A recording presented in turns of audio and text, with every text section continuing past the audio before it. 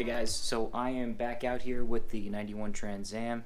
If you follow the channel, you'll know that I've been having an issue with the car overheating. Well, hence the name of the YouTube channel.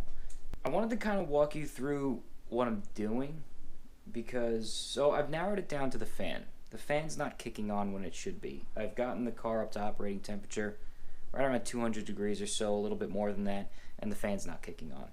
So I'm kind of just going like step by step. And you're kind of coming in the middle of this. I've been out here for a little bit, kind of debugging. I want to show you what I've done, and then also we'll just go from there. All right. So for me, the natural first step was to check the fuses. And if you guys have one of these third gens, you probably already know where it is, but I'll show you anyway. This is the fuse for the fan. It's totally fine. And then my next step was to check the relays, and I mentioned this on my last update, that this one here is for the fan and this one here is for the fuel pump. They are exactly the same. So what I did was I switched it. I took the fuel pump because I knew it was working, and I threw it on the fan, and I still got nothing. And what I also did, just to really double check the relay, is I took the one that was on the fan and I put it on the fuel pump, and the fuel pump didn't work. So after that test, I figured, well, it's just a bad relay. Went and picked up a new one, threw it on there, and I'm still not getting anything. Now, I also showed you guys the power probe. Now, this thing's acting super janky. Like, it doesn't want to stay on. Let's see if I could even get it to turn on for this. Oh boy. Oh, see, it's like a loose connection here. But I mentioned last time I showed this to you guys that one of the powerful things about this is that I could send a positive current to an electrical component. So what I was able to do was find the positive cable on the fan and test it out just to make sure that the fan's working. And I'll show you what I mean. So this is the positive on this side. And again, the reason these wires are even exposed is because the owner before me had done some custom electrical work. He actually installed an electric override on this fan because he couldn't figure out this issue either. I guess that was his solution, but I didn't dig that solution, so I ripped all that stuff out. All right, so if we touch it here, negative, and I could send a positive current.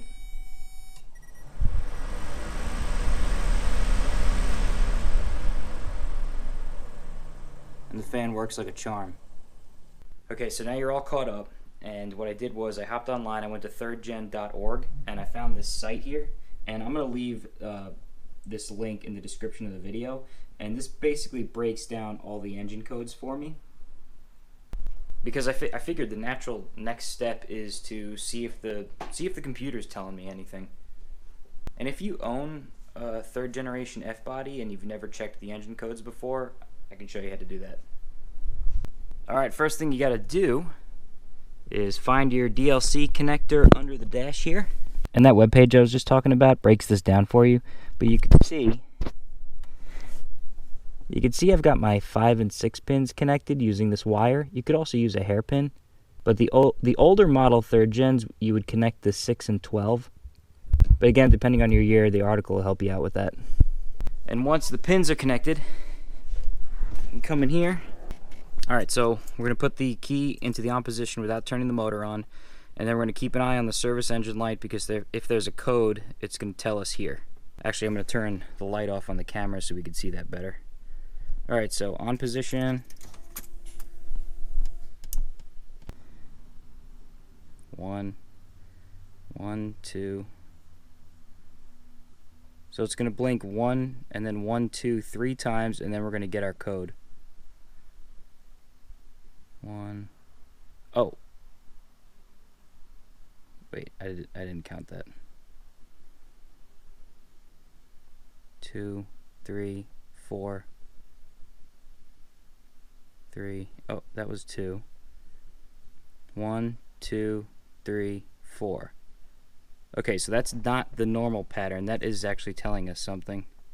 Okay, now it looks like it reset back to the 1s and 2s. The 1s and 2s are normal. I think I counted a 4 in there.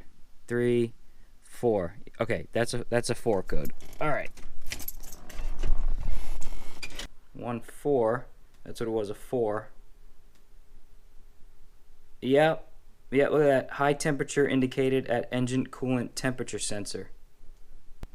All right, so now we're gonna Google that. All right, so a quick Google showed me that my temperature sensor is here. I'm gonna have to order a new one. So I'm gonna hop online now and get that done, and then we'll come back at a later date, install it, and see if that gets my fan working. Okay, the new temperature sensor has arrived. Here's the new one. And in order to remove the old one and install this one, you're going to need a 19mm deep socket. And the reason you need a deep socket is it has to fit over this black plastic clip part, like that. I found another YouTuber who did this exact job. His name is Jay Roblins, I think, or Jay Roblings. And I'll link to his video in the description down below. That's where I got this part number from, so I'll also put the part number in the description if you're doing this job at home. So I'm going to pop this clip off. I'm going to remove this tube, and when I do this, a little bit of coolant's going to pop out, so I'm going to quickly replace it as quick as I can to lose as little coolant as possible. Okay, I got the new one installed, so we're going to run the car now and see if the fan actually turns on. Alright, so I grabbed the camera because something weird just happened. The fan is on now, which means it worked, but it worked too good because the car is not on. All I did was put the key in the on position. We're back in the car, and the AC is not on, so I don't think the fan should be on right now. If I turn the key off, I don't know if you could hear that, but the fan is off now. And if I turn it back on,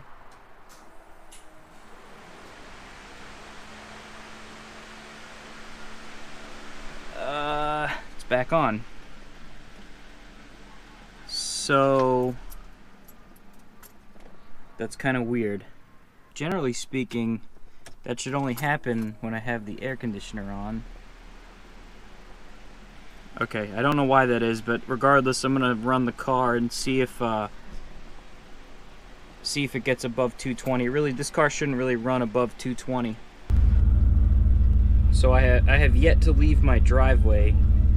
I wanted to see the temperature gauge move just a little bit before I went anywhere, and as you can see, it hasn't budged.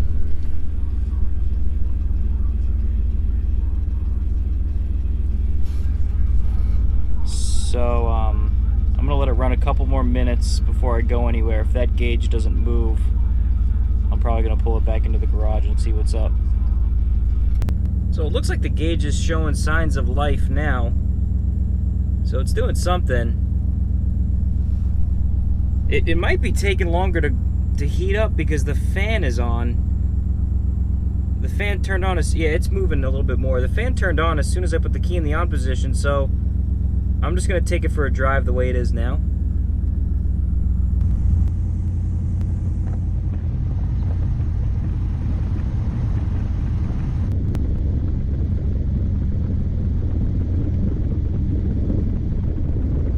I've been driving around my neighborhood for about 10 minutes now. My neighbors probably think I'm crazy. I have not gotten above 220. Technically, my problem is fixed. It doesn't seem like the car is gonna overheat, but eventually I'm gonna have to figure out why the fan comes on every time I put the key in the on position. I guess it's better that the fan comes on too frequently than not at all. Alright, wrapping up this video. I've been driving around the car for a few weeks now, about 20 to 30 minutes every few days. It's running great. I've not overheated, knock on wood. But one thing I did notice is that my oil pressure's spiked a little bit. You may have noticed it because I actually showed a glimpse of it in this video. So I'm pretty sure that I'm gonna have to replace the oil pressure sensor in the near future. And with regards to the fan staying on every time I have the key in the on position, I'm pretty sure that actually has more to do with the AC dash unit, because it doesn't ever seem to actually be turning off. So I'm pretty sure it's sending the signal somewhere that the fan should be on, as if the AC was on. So in a future video, you can expect me to look into that, look into the oil pressure sensor, and then keep going from there, guys. So like always, I appreciate you tuning in. Please like and subscribe if you dig this video, and I'll See you next time.